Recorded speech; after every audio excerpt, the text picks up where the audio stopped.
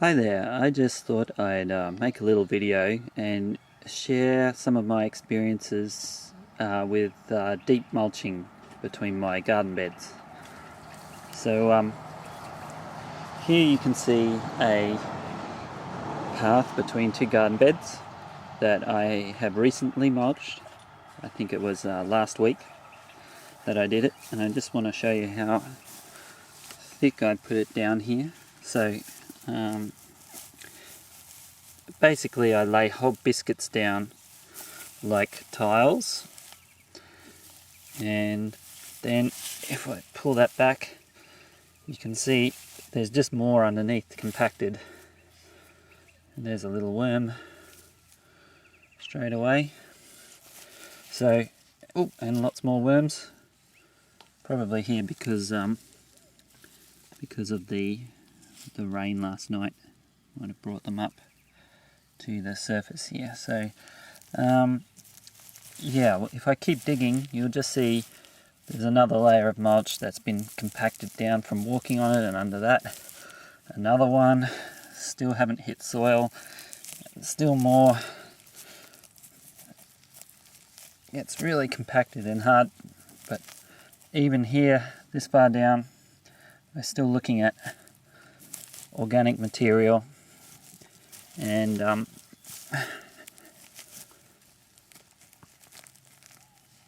even this far down that's still really rotting down mulch that we're interacting. And I mean, I've chosen a good time to show you because it rained last night, but really I've never had a rummage around down here and not found it to be moist since I started doing this seriously. So it should be kind of springy, like you're walking on a mattress.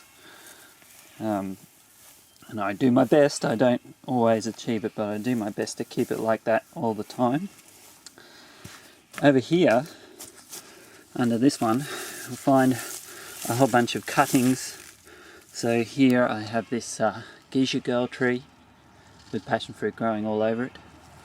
And I trimmed it back so that I could let a bit more light in here in the winter, and just laid all the cuttings down on the path and put another layer of mulch on top of it.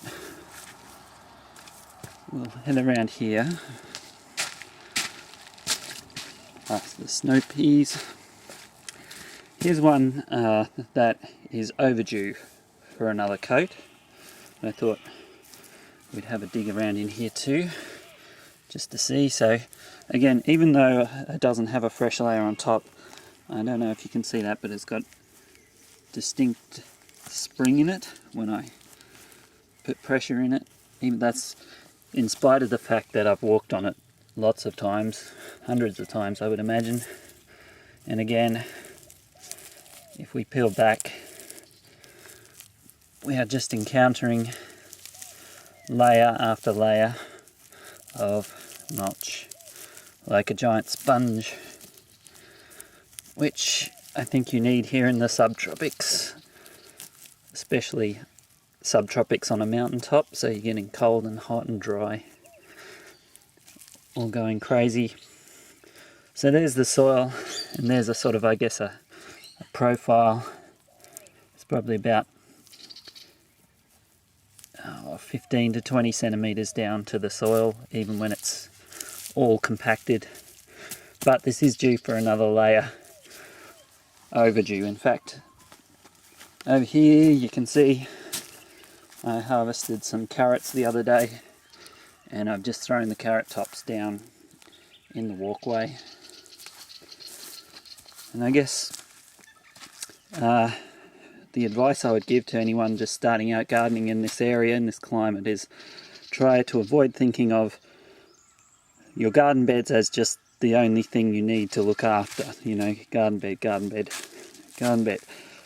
You need to consider the whole area and be mulching very heavily on the walkways between. Otherwise, they just become a dry burden with moisture wicking away out of the garden beds into the dry soil under your walkways. Over here, one more I've got to show you. So this is an empty bed at the moment because just a couple of days ago I harvested all of my turnips out of here. And again, in the laneway, in the walkway between, I just chucked all the tops off the turnips straight into a footpath and then cover them with straw,